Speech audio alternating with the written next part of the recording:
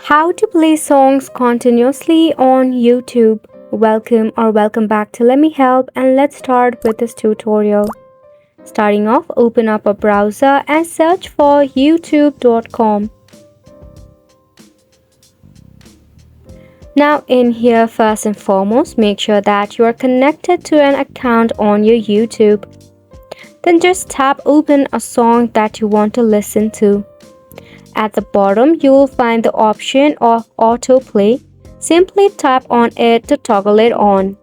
Once you enable your autoplay, the music will be played continuously that is queued or lined up next. Before the setting, check out your username icon, then head to the settings option. From here, you can select playback and performance. You can select your subtitles, your captions, and more. For browsing, you can even toggle on the video preview that will play a little clip in your thumbnail to know what exactly the video is about. Now, if you want to select your playback settings, you can go ahead and open your YouTube in the browser.